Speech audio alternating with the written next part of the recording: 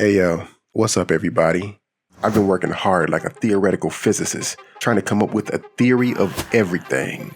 A kind of unified field theory that encompasses all of the underlying threads of the backdrop of the Wuthering Waves story. A theory that might answer a few of the game's most important questions. One such question is, what are resonators? But not in the same way I asked it before. This time, I'm asking to discover more than just about their powers. What are resonators really?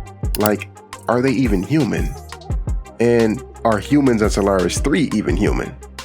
Stick around, because we're going to get into the lore behind these questions, and I just might have some answers for you. Or at least some uncomfortable possibilities. No promises on the answers.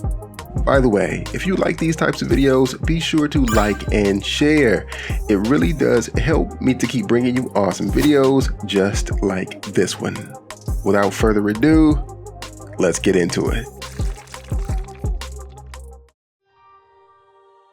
Of course, we know that the existence of resonators are the product of how the Lament affected the world. For those who don't know, the Lament basically changed the foundation of physics of the world of Solaris 3. And now everything on a base level exists as frequencies. Some people resonate with frequencies other than their own. When they do, a tacit mark forms on their body, and at some point, they usually have an awakening. A moment where they manifest abilities associated with the frequencies they resonate with. Their body sometimes goes through various levels of mutation as well. As you all know, humanity is constantly battling and at odds with the Lament. However, though indirectly, they get their resonance abilities from the Lament. But the real question is that where the connection ends? Way back in Chapter 1, Act 1 at the Huashu Academy, Baiji says something really interesting. She's examining Rover to determine how we managed to collect the crownless echo back in the Gorge of Spirits. And the conversation leads her to telling us about overclocking. She says there are 3 levels of severity, but the most interesting thing she says about it is that in most extreme cases, overclocking can even cause tacit fields. You know those glowing portals where tacit discord monsters pour out of? And this has all kinds of implications.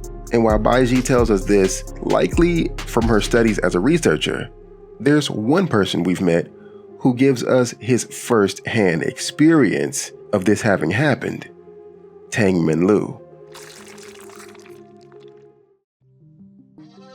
Early on in the game, we participate in a quest involving Lolo Logistics. We promise, we deliver.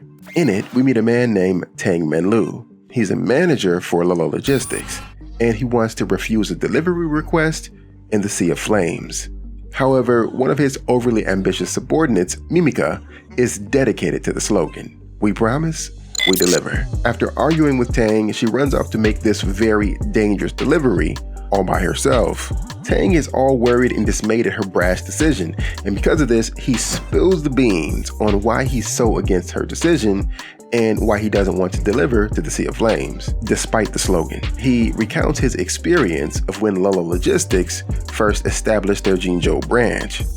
During this time, the Center for Weatherological Climate Studies discovered dangerous gravity storms occurring in the area. These storms swept pollen from incinero petals into the air. This toxic pollen can burn things under its influence. And Tang goes on to tell us how much of a major problem this stuff can become. I mean, it pushed inhabitants away and posed a threat to other surrounding areas, including Jinzhou City. So they had to do something. Tang tells us that the Huashu Academy developed special weapons to use against it. However, they required tacitite vehicles to execute the plan and fire the weapons. Many of the tacitite vehicles that would normally be available were already deployed.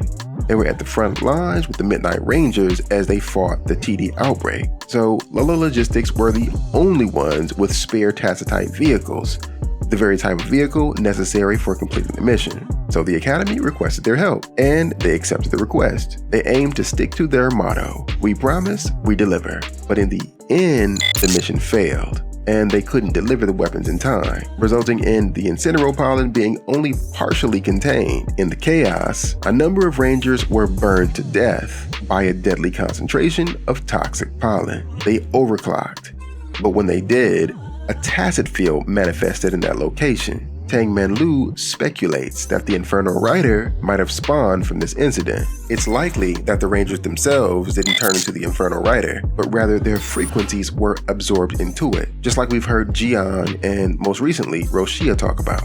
If tacet discords and Threnodians are around, they will devour any lingering frequencies of the deceased, making them stronger and prolonging their life, with the negative side effect of their abilities literally being able to create their enemies upon death. It all makes you wonder, what are Resonators while they're still alive? Well, we might find some information in some unlikely places, like Sanwa's backstory.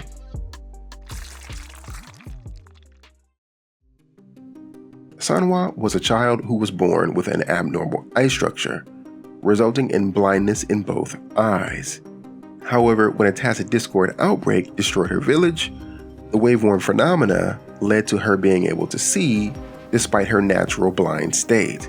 But this form of sight is quite strange. It's linked to her Forte awakening. She's able to see all living beings on a frequency level. You know, that red matrix-like vision we see when we first meet her is how she sees the world. Well, kinda.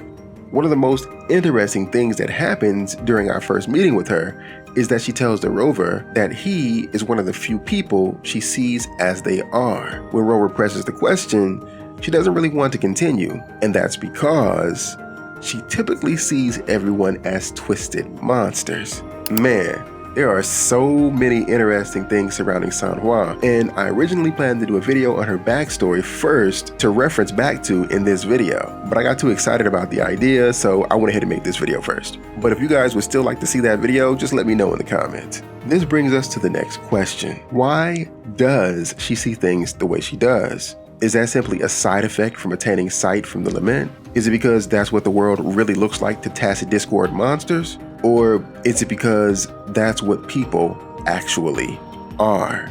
There has to be some reason, and tacet discords might have a reason to see Rover differently as well. But that's a theory for another video. The connection between tacet discord and human becomes even stranger, reflecting back on the diary from Chi-Chi Village. The description reads, "A strange diary filled with childish and broken handwriting. It emanates a strange mix of Resonator and tacet discords." And if you remember from an earlier video, the girl who wrote the diary was even said to have accidentally changed her sibling into a tacet discord. So this whole thing is way crazy. People who fight the Lament get their powers from the Lament, can cause Lament creatures to emerge from using too much of said Lament power, whose spirit can be reformed into those creatures upon death, and once given the ability of Lament sight, see humans as Lament creatures. There are just way too many connections, and all of this lends itself to the notion that tacet discords and humans, especially Resonators, aren't really that far apart. They may actually just be two sides of the same coin. I'm really looking forward to finding out that last bit of info, telling me that they are tacet discords in another reality, which reminds me of the locked room in Tethys Deep, which I feel acts as a metaphor for Solaris 3. But this video is already getting way too long, so I have to save that for the next video. I can't wait until we get some definite lore pieces to make the full connection of what Resonators actually are. But I suspect we'll get more information pretty soon, especially with 2.1 coming out in the Land of Echoes. I have a few more videos I was thinking of doing in this style on the Rover and Solaris 3, so I might end up doing those before I round things out with the 2.0 recap video. But let me know what you guys think. Anyways, thanks for watching, and please don't forget to like and share. Oh, and also join my Discord community too. That is all I have for you today. And until next time, I'll catch you in the waves. Peace.